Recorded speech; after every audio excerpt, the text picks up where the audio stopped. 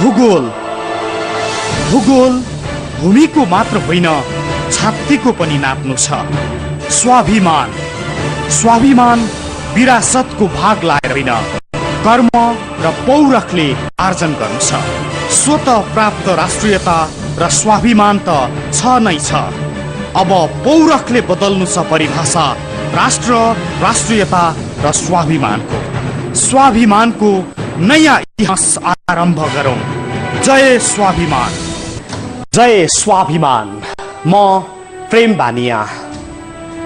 दर्शकहरू, समय चक्रमा मान्छेको जीवन सुरु र अन्त्य हुनु कुनै आश्चर्य होइन, तर केही यस्ता अन्त्यहरू हुन्छन् जसलाई स्वीकार नै त पर्छ, तर केही गाह्रो हुन्छ।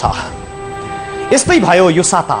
जनकवि केशरी धर्मराज थापाको भौतिक शरीर सदान्त्य भएको छन्, तर उनका सिर्जनाहरू जो अमर अमर छन् र तिनले सम्झाइरहनेछन् जनकवि केशरीलाई। एउटा सार्थक जीवन, एउटा स्वाभिमानी राष्ट्रभक्त जसले जीवनमा सबभन्दा बढी आफ्नै देश, भेष र मौलिकताको उचाइ निर्माण गरे। उनै हरियो डाँडा माथि हलो जोत्ने साथी, उनै नेपालीले माया मार्यो बरी लैका स्रष्टामा समर्पित छ आजको जय स्वाभिमान। नेपालीले माया मार्यो बरेलै, नेपालीले माया मार्यो बरेलै, जन्मेको देशलाई नेपाली देशलाई, जन्मेको देशलाई नेपाली देशलाई, नेपालीले माया मार्यो बरेलै। राष्ट्र प्रेमले ओतप्रोत यो गीतका रचनाकार तथा गायक जनकवि केशरी धर्मराज थापा मंगलबार 91 वर्षको उमेरमा यो संसारबाट सदाका लागि विदा भएका छन्।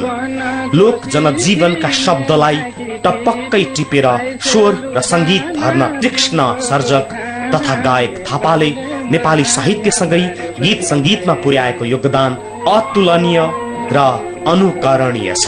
मागेर डुल्छन् आँटका भाइ, अरूकै निम्ति लड्दछन् दाइ। रोप्दैछौँ हामी, काट्दैछौँ हामी, दाइ हाल्छ अर्कै पाखाको आई, नेपालीले माया मार्यो। जसका गीतमा नेपाली माटो बोल्दछ, नेपाली मन बोल्दछ, मौलिकता र समग्र देश बोल्दछ। जसले देशका लागि गीत गाए वा जसले गीतमा देश गाए, उनको मृत्युले देश स्तब्ध छ। नेपाली संगीत आकाश रोएको छ। साँच्चै नेपाली संगीत आकाशको एउटा चम्किलो नक्षत्र अस्ताएको छ। अब नेपाली संगीतमा सदैव खड्किरहनेछ उनको अभाव।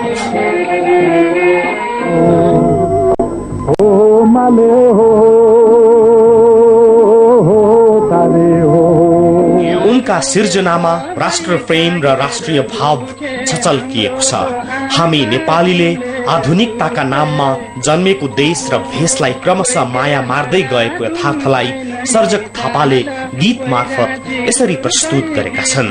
आज मादल बजेको किन गाउँ घर दुनिया दिउँ गाउन। नेपालीले आफू हिँडेको बाटो, आलीको माटो, हँसिया र नाम्लोलाई माया मार्दै गएकोमा थापाले गीत मार्फत चिन्ता व्यक्त गरेका छन्। हामी नेपाली भाइ भाइ बीच भएको द्वन्द्वले गर्दा पराईले हामी माथि रजाई गर्ने प्रयास गरेको तीतो यथार्थलाई जनकवि थापाले हामीले मेहनत गरेर काटेको बालीमा पराई आएर दाई हालेको बिम्बमा यसरी गीत गाएका छन्। जन्मेको देशलाई नेपाली देशलाई, नेपालीले माया मार्यो बरेलै, नेपालीले माया मार्यो बरेलै। थापाका गीतमा नेपाली आमा प्रतिको प्रेम र सद्भाव पोखिएको छ। उनका सृजनामा नेपाल आमालाई नरुन आग्रह गरिएको छ।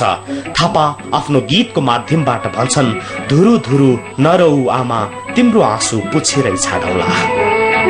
धुरु धुरु नरौ आमा, तिम्रो आँसु पुछेर छाडौला। धुरु धुरु नरोऊ आमा तिम्रो आँसु पुछेर छाडौँला हृदयका तिम्रा फुल भाइ बहिनीलाई आँखा राखी आज खेल्छौँ जिन्दगी फुलाई। थापाका गीतहरू मध्येको अर्को एउटा चर्चित गीत हो हरियो डाँडा माथि हलो जोत्ने साथी। यो गीतमा थापाले ग्रामीण भेगमा प्रयोग गरिने शब्द र भावलाई टिपेका छन्। ग्रामीण जनजीवनमा प्रयोग गरिने शब्दलाई उनेर गाइएको यो गीतमा नेपाली मौलिकता झल्किएको छ, नेपाली माटो बोलेको छ। जन्मेछ बुद्ध नेपालमा नेपाली जनको कपालमा शान्तिको बाल्दै दियालो विश्व नै पार्ने उज्यालो ज्योतिलाई संसारै हाल्छ अँगालो। बुद्धको मुटु कलेजा सिर्जना गर्ने नेपाल क्या पर्वत मैदान हिमालमा कलकली खोला बग्दैछन् हे गौतमै खोजी नेपालमा। जनकवि थापाले नेपाली लोक संगीतको उन्नयन र श्रीवृद्धिमा पुर्याएको विशिष्ट योगदान बारे नेपाल प्रज्ञा प्रतिष्ठानका कुलपति गंगा प्रसाद उप्रेती यसरी सम्झिन्छन्। उहाँ एउटा एकदमै सरल भाषामा जनताका विषयमा कविताहरू लेख्दै पढ्दै जनतालाई जागरण गराउँदै एक प्रकारले अभियान सुरु गर्नुभयो सुरुमा। त्यसैले नै उहाँ जनकवि केसरी भनेर सरकारले चाहिँ सम्मान गर्यो। जनकवि केसरी थापाले राष्ट्रिय भावका साथै श्रृंगारिक भावका गीतहरू पनि गाएका छन्, जुन गीतहरूमा नेपाली मन, नेपालीपन र मौलिकता मोलिएको छ। उनका थप केही मौलिक सिर्जनाहरू थापाले देशभित्र मात्रै होइन नेपाली लोक संस्कृतिको जागरण अभियानलाई छिमेकी देश भारतका कुना कुनासम्म पुर्याएका थिए। जहाँ नेपालीको बढ्ता बसोबास छ त्यहाँ पुगेर नेपालीलाई देश प्रेमको भाव जागृत गराउनका लागि उनी लागि परिरहे। जनकवि केसरी धर्मराज थापा उनी गीत संगीत मार्फत जागरण ल्याउन दार्जिलिङ, सिक्किम, देहरादून पुगेका थिए। गीत संगीत मार्फत आम नेपालीमा जागरण ल्याउन लागि परेका सर्जक थापाको योगदान बारे थापाको जन्मस्थल पोखराका एमाले नेता रविन्द्र अधिकारीले यसो भनेका छन्। आज पनि उहाँका गीतहरू उहाँका चाहिँ कविताहरू उत्तिकै सान्दर्भिक छन्, उत्तिकै जीवन्त छन्। उहाँले त्यही बेला चाहिँ नयाँ नेपालको सपना देखेर चाहिँ गीत लेख्नु भएको थियो। साहित्यकार तुलसी दिवस जनकवि केसरी थापाले नेपाली लोक संस्कृतिको संरक्षण र सम्वर्धनमा पुर्याएको योगदानलाई यसरी सम्झना गर्छन्। पूर्व मेचीदेखि पश्चिम महाकालीसम्मका, उत्तर हिमालयदेखि दक्षिण तराई फाँटसम्मका चिरकालदेखि बसोबास गरिआएका विभिन्न भाषा। हाम्रो तेन्जिङ शेर्पाले चढ्यो हिमाल चुचुरा, तर थापाको यो गीत गलत साबित हुन पुग्यो।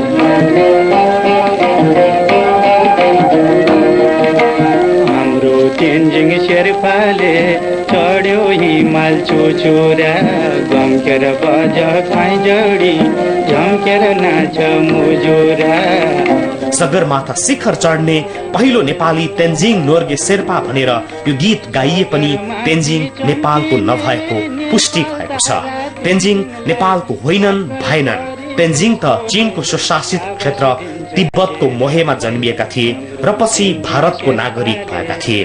थापाको यो गीत गलत साबित भए पनि उनका अन्य गीतहरूमा नेपाली माटो गुन्जिएको छ। उनको सिर्जनामा नेपाली माटोको सुगन्ध मिसिएको छ।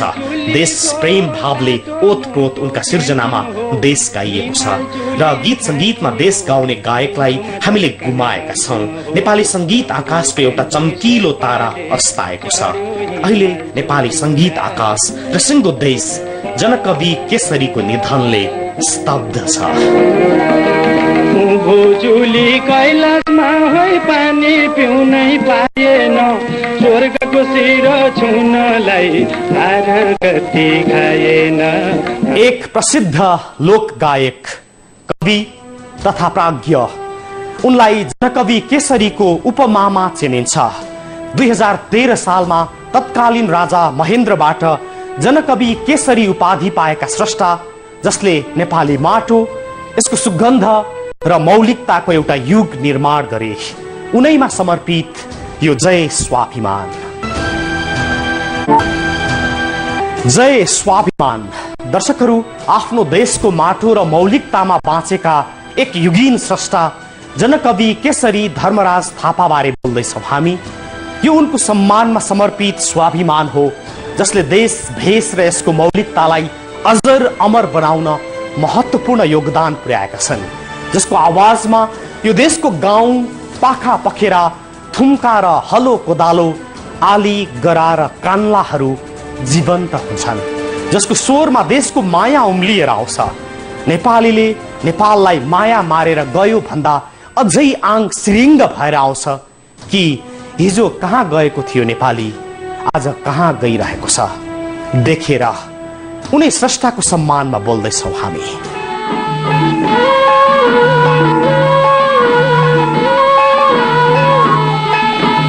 हरियो भन्नु नि कान्छी त्यो रानी बन, हरियो भन्नु नि कान्छी त्यो रानी बन, पहेँलो भन्नु सुन खानी सुन मेरो निर्माया, पहेँलो भन्नु सुन खानी सुन मेरो निर्माया।